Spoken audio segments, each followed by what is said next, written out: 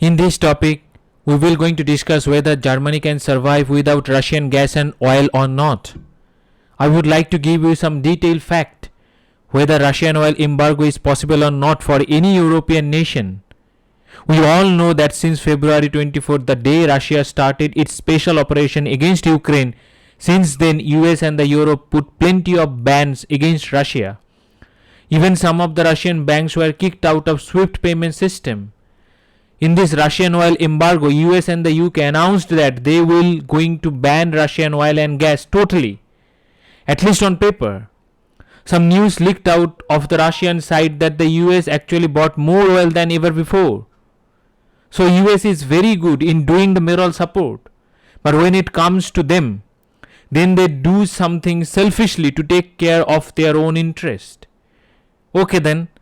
In this topic, I will not going to tell you about US, what the US will going to do.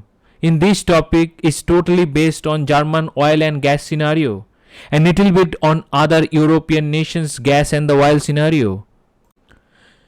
Russia is the world's third largest oil and the gas producer of the world after United States and Saudi Arabia. So it will be very difficult for any nation to avoid the Russia. Russia has historically been the European Union's largest supplier of natural gas. Even after Russian special operation against Ukraine, the European Union continues to import the natural gas from Russia. Russia continues to supply around 40% of European Union gas consumption. Among European Union nations, Germany and Italy are the two major beneficiaries of Russian gas. If the Russian gas and oil import would be stalled, then whole Europe will come under the dark recession that Europe have ever faced. The gas price would become almost double, and the Europe have to shift its reliance immediately on the others. The country who will going to take the first bullet will be the Germany. But the Germany is the largest importer of Russian gas and oil. Almost 46% to 55% of its reliance depends on the Russian gas. The percentage is in the range because it varies from summer to winter. The summer demand is lesser and the winter demand is higher. That's why it is in the range. Germany is already facing inflation due to the COVID-19 pandemic. The immediate Russian gas ban would dent the Germany's gross domestic product by 5% this year. And this warning came from the Germany's central bank, Bundesbank. The Bundesbank said in its latest monthly bulletin that an embargo would trigger a surge in energy prices and one of the deepest recession of the recent decade. The central bank estimates that the Germany will going to lose 165 billion euros to 222 billion euros in 2022 if they will going to ban the import of the Russian gas. The picture could be far gloomier than this. The Germany will going to lose in billions in every year if they will have to go for alternative energy resources, because Germany has already phased out its nuclear power plants. The Germany is the Europe's largest economy and it needs the Russian gas to run its own economy smoothly. Although the European policymakers and the academicians have argued that the sale of gas, oil and coal to West stabilizes the Russian economy, and it is also helping the Russia to fund its war against Ukraine. In this complex scenario, the Ukraine itself had not stopped taking the Russian gas, or they have not destroyed the Russian gas pipeline flowing through their territory. Anyway, the Europe said by August the Europe will going to stop the Russian coal import totally. But somehow they have to import the coal and the other things from Russia because it will going to reduce the logistic costs for importing the coal and the other things from the other nations. Since the war in the Ukraine began in February 24, the European Union paid out 21 billion euros from fossil fuel imports from Russia.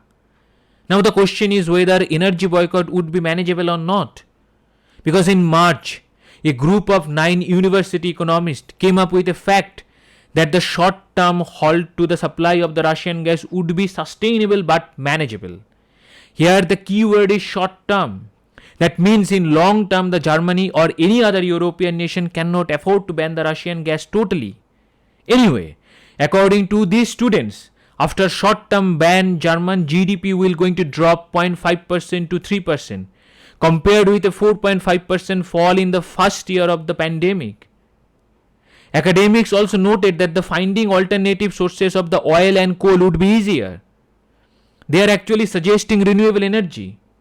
But here in this case, lecturing something is very easy, but doing something is very tough, because the Germany have to run its own country. The Germany already phased out their all nuclear power plants, and now they are suggesting that Germany should go for green. But going green will going to cost Germany trillions of dollars. Academicians are lecturing something convincing, but the businessmen of the German warns against Russian energy boycott. The Germany's main business group lobby, the federations of the German industries, warned that the banning Russian energy would have incalculable consequences, and the sudden stop of Russian gas deliveries could destroy the Germans' entire economy and could trigger the worst economic crisis since 1945. So some are suggesting that the Netherlands and the Belgium, which operates the liquefied natural gas terminals that could theoretically handle new supplies from United States, Qatar and Norway. Theoretically it is possible, but practically it is impossible, because the continent's gas network has not been designed for the gas flow from west to east. As the experts are also missing the logistic cost from importing gas from Qatar and USA. So it is very doubtful that the boycott would be manageable or sustainable. Any harsh decision will have harsh economical consequences that Germany have to keep in mind, and the other European nations have to keep that in mind. So banning the Russian fuel is not a feasible option, even according to the IMF and World Bank. If the Russian energy would be banned, then the whole world will going to pay the price for this. More than 1/3 Russian gas import consumed by the German manufacturing sector. In the chemical industries, gas is needed not just to generate the electricity and heat, but also to make the chemicals derived from hydrocarbons. Under the German rule, if the gas supply falls short of demand, then the industry would have to cut off from the gas deliveries to deliver the gas to households for heating and warm water generation. The German government first took step by rationing the gas to the German household before the invasion. But this plan cannot survive during winter. The Germany cannot replace the gas with alternative energy sources for at least 3 quarters in a row. In such scenario, the inflation, which already is 7.3%, which is already at post-reunification high, would shoot up another 1.5% this year. That means there is a threat of stagflation.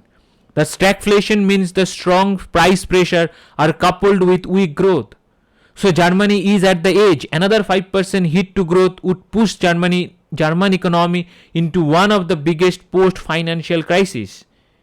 The German economy already shrunk by 5.7% in 2009 and by 4.6% in 2020. So Germany have to take the decision of banning the Russian gas very, very seriously.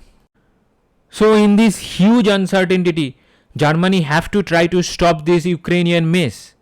The German, France, Italy, these big economics of the Europe have to talk to the both leaders of Russia and Ukraine to stop this war first. Then they can go for the alternative energy if they want. But there is a very little possibility that they can go for alternative energy, because world has changed after 1945. Everything has changed. So Germany have to took the decisions in such a way that they will going to save their people and their country. Now we have reached our questions part. The first question is, recently the Russian troops captured an important city called Mariupol. By which sea this city is located? The first option is Azov Sea, second option is Black Sea, third option is Caspian Sea, fourth option is Baltic Sea. The second question is Sokorta, a tiny island, belongs to which of the following country? The first option is Yemen, second option is Saudi Arabia, third option is United Arab Emirates, fourth option is Oman. If anyone have any questions about this topic or any other topic, then he and she can ask me question through my email address, which is tuhin.power.academy@gmail.com. So this is the end of the topic. Thank you very much. Thank you for your support.